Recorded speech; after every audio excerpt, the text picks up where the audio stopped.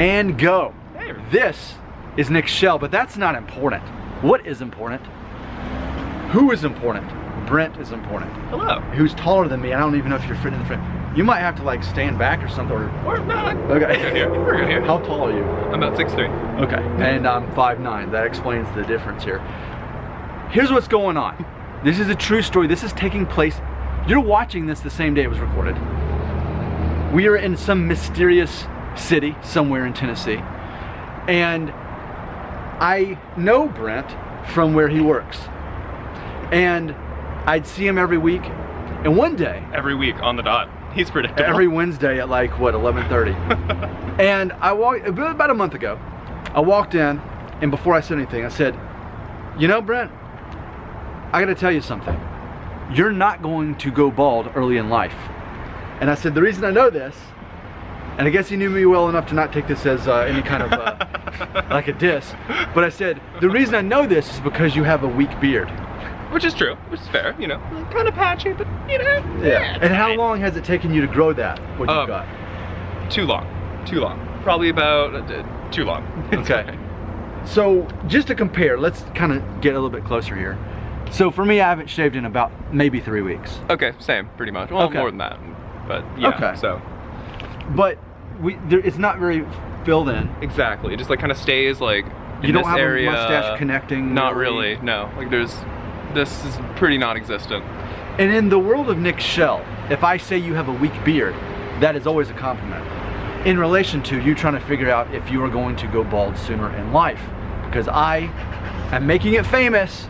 There's a connection between this. Not always, but often. A guy who can grow a full beard by the time he's 18 is going to be the same guy who's going to be losing his hair throughout life. No, maybe I'll make it to 50, maybe. We'll see about the back.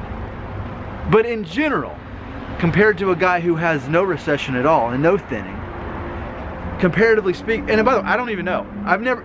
I don't have any thinning hair at all. Like every time I shower, it's like I'm just pulling like ropes and ropes of hair out, but it's like still. So that's interesting. People ask me about that all the time, as far as hair coming out of the shower. So that happens to you, because that never happens to me. I never lose hair in the shower. All the time. Like, okay. Something I need to ask you. I have no idea. By the way, this is the first time I've ever seen Brent without a hat. He has a hat where he works. Never seen. You have long hair. I didn't even know that. Yes. Which is very interesting for this video. My question now is, how old are you? I am 24. Okay, 24, which is interesting because 24 was the age for me when my hairline started going up and having more of a V shape, specifically at age 24, which I'm still amazed I have this much hair now because I'm 37 and a half. Well, so if you hadn't told me, I see you with a hat, without a hat fairly often, but you, like, looking at you can't really tell, you know what I mean? Like, if you hadn't said anything about hair loss or whatnot, like, I wouldn't have known that that's something that, you know, affects you. Yeah, I think it's interesting you say that because these 6,000 guys watching my video, they're used to me pointing it out and talking about it 2 or 3 times a day. So it is interesting to hear an outsider's perspective on that. And I might not be the best person because I don't notice things about people like that necessarily. Like I'm not, like that's not my first thing. Like usually I notice like the eyes or like, you know, like face rather than like hair, if that makes sense. But, yeah. Okay. So, oh, that's what I want to say is that, okay, so you're 24. Yes. And one of my theories is that a lot of it has to do with how much hair you have at age 35, which determines if you're going to be bald in the rest of your life or not. Okay. So with you being 24, we still won't know until another 9 years where you stand. Fingers crossed. But ultimately, based on the fact that at age 16 I had this beard, and here you are at 24, and you're still not connected. Exactly. That would go hand in hand with that. Something else, do you happen to know what you look like at age 1? Because I have a theory that you at age 1 I had a full head of hair. At age 1? Yes. And I always tell them, it's not about your hair when you're a newborn or a baby, but age 1 is a projection of you at 35, which is that determining age. So, there you go. I just wanted to feature someone new here, and it's so cool that you agreed to be on this. No problem. I love having guests. It's my favorite thing on this channel. Okay. But before we go, we have to talk about the sweater situation. Tell them what you were telling me right before I hit record. Well, essentially, my grandmother, who has since passed away, she knitted the sweater for me. And what she was known for in my family, she would have all of her relatives and everyone bring her sweaters from the store. She would knit them, and then they would send them back, essentially illegally downloading a sweater, for all intents and purposes. Sounds hardcore. She also liked to steal, but that was... She was an interesting lady. My dad has memories of like going to the store, because it's his grandmother, so it was my great grandmother. He has memories of going to the store, like, he's like, oh, where'd you get that kitchen set? And she had stolen it, and she was like this old lady, and she was from like war times and stuff like that, so she had a different view on stuff like that. I miss her. She was a crazy lady. I like this story, and it's so funny because like we have an ugly sweater party at where I work, and like I had to go out and buy one. I'm not saying it's ugly, but what I'm saying in today's time, like having any kind of knitted sweater is like so cool and all that. So I saw you run. This is great for the video. Let's close the video by you exposing your hairline. Okay. People love those shots. All right. You can actually there you go. Find the camera here. Okay. So, you know, and what I tell everybody all the time, the hairline isn't so much important as the hair density. That has a lot to do with it. And so it also might help. This isn't even all of my hair. I have the sides cut short. They used to be shaved. So this is technically only half my hair. Okay. I wouldn't have realized that. Yeah. So, what I think would be interesting is, assuming, man, you're tall. I know, you keep having to man, I'm short. Man, you're tall. It's gonna be like on there was these movies in the 80s called Naked Gun. Oh god, where the guy so good. And you couldn't see his head. Those Like I feel so like that's good. what's gonna happen. And I feel like even now I'm like saying, so really what I'm saying is forced perspective. Yeah.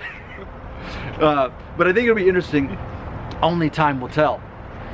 9 years from now, We'll see. you know. I have to say though, I've heard somewhere that the maternal grandfather, he's a good indicator of whether or not you're gonna go bald. So if your grandfather on your mother's side still has all of his hair, there's a pretty good chance he will as well.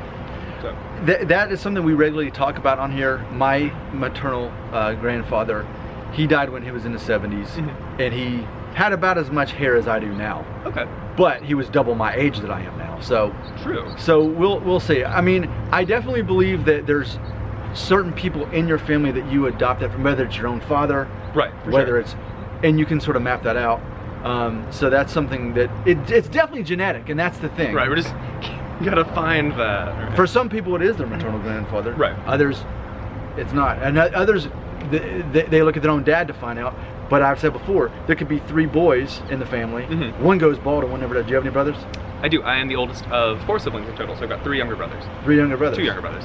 So yeah, so that'll One be sister. interesting. So because if it were simply based on a maternal grandmother or something like that, or a grandfather, then we would see brothers who would all have the same hair. Exactly. So I think, so it can be true, but Do we know if balding's recessive or not?